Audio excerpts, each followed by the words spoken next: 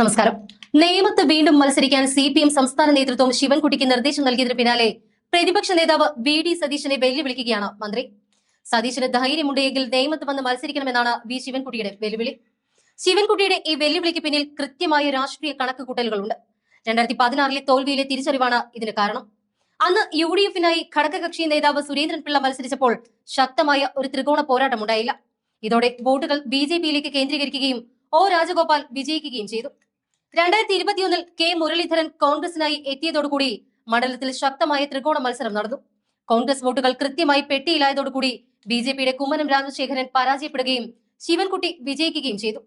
ഈ സാഹചര്യം ഒരുക്കാനാണ് ശിവൻകുട്ടിയുടെ ഈ വെല്ലുവിളി. സംഘപരിവാറിനെതിരെ പോരാടുന്ന വലിയ യോദ്ധാവായി സ്വയം ചമയാൻ സതീശൻ ശ്രമിക്കുകയാണ് എന്ന് ശിവൻകുട്ടി പരിഹസിച്ചു. വെറുതെ പ്രസംഗപീഠങ്ങളിൽ ഇരുന്ന് വാചക കസരത്ത് നടത്തിയാൽ സംഘപരിവാർ വിരുദ്ധത തെളിയിക്കാനാവില്ല. ധൈര്യമുണ്ടെങ്കിൽ നേമത്ത് വന്ന് BJP-യോട് ഏറ്റുമുട്ടുവെന്നായിരുന്നു ശിവൻകുട്ടിയുടെ വാക്കുകൾ. ഇതോടെ കോൺഗ്രസിലെ പ്രധാനി തന്നെ നേമത്ത് മത്സരിക്കണമെന്നാവശ്യപ്പെടുകയാണ് ശിവൻകുട്ടി.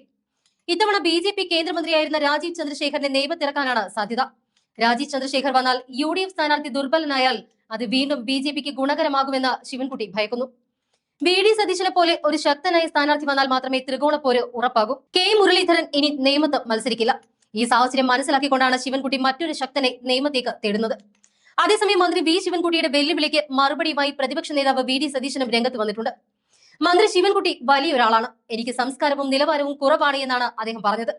വളരെയധികം സംസ്കാരവും നിലവാരവും ഉള്ളയാളാണ് അദ്ദേഹം, എനിക്കതിൽ തർക്കമില്ല. നല്ല നിലവാരമുള്ളയാളാണ് ഞാൻ. ശിവൻകുട്ടിയേക്കാൾ നിലവാരം കുറഞ്ഞ ഒരാളാണ്, അപ്പോൾ തർക്കമില്ലല്ലോ എന്നും VD സതീശൻ പറഞ്ഞു. നിലവാരം കുറഞ്ഞ ആളാണ് എന്ന് പറഞ്ഞിട്ട് എന്നെ വെല്ലുവിളിക്കരുത്. അദ്ദേഹത്തിന് എന്നെക്കാൾ നിലവാരവും സംസ്കാരവുമുണ്ട്.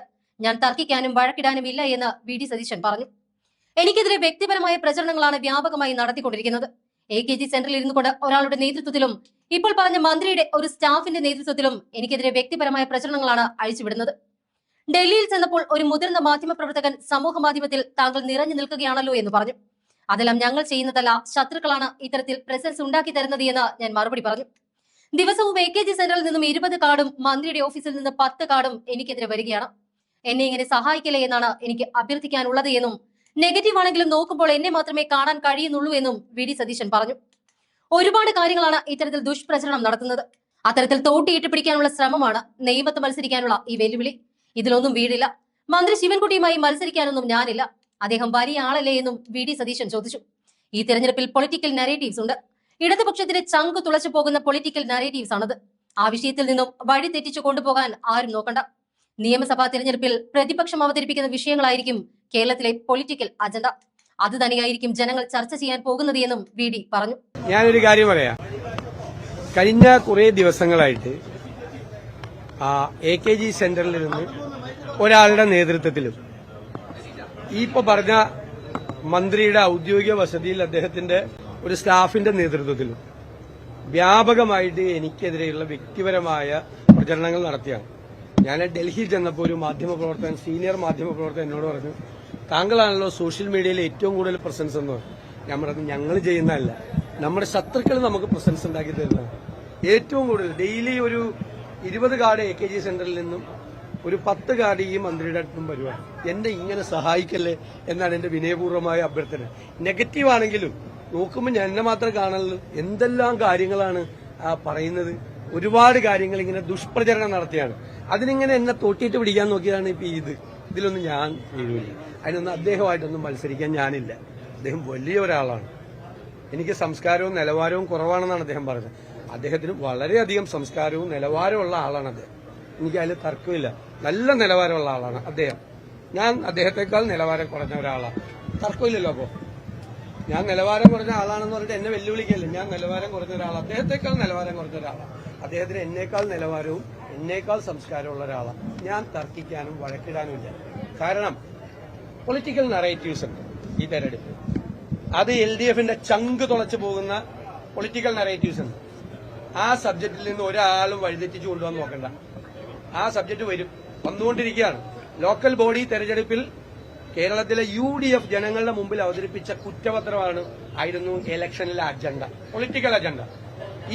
ഈ തെരഞ്ഞെടുപ്പിലും കേരളത്തിലെ പ്രതിപക്ഷം അവതരിപ്പിക്കുന്ന വിഷയങ്ങളായിരിക്കും ഈ തെരഞ്ഞെടുപ്പിലെ പൊളിറ്റിക്കൽ അജണ്ട. അതായിരിക്കും ജനങ്ങൾ ചർച്ച ചെയ്യാൻ പോകുന്നത്.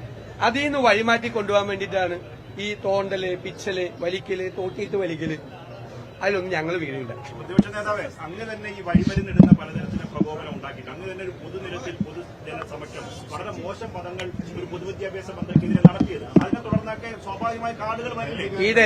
ഇതെല്ലാം ഞാൻ നിയമസഭയിൽ കൃത്യമായും മറുപടി പറഞ്ഞിട്ടുണ്ട്. വേറെ വല്ലതും ഉണ്ടോ? സ്വാഭാവികമായി ഇങ്ങനെ പ്രതികരണം വരുമല്ലോ, സ്വാഭാവികമായി പ്രതികരണം വരുമല്ലോ. അതൊക്കെ പറഞ്ഞിരുന്നു. വേറെ എന്തെങ്കിലും ഉണ്ടോ? ഇല്ലല്ല. അല്ല, അദ്ദേഹം സജീവമാണല്ലോ. നേരത്തെ തന്നെ ഞാൻ നിങ്ങളോട് പറഞ്ഞല്ലോ, അദ്ദേഹം സജീവമാണ്.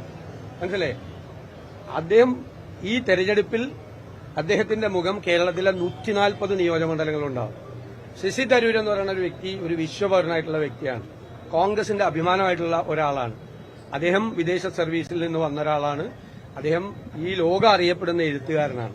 അദ്ദേഹത്തെ ഇഷ്ടപ്പെടുന്ന ഒരു വലിയൊരു സമൂഹം കേരളത്തിലെ ജനങ്ങളുടെ ഇടയിലുണ്ട്.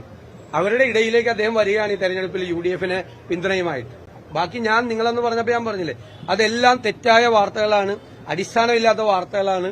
വെറുതെ LDF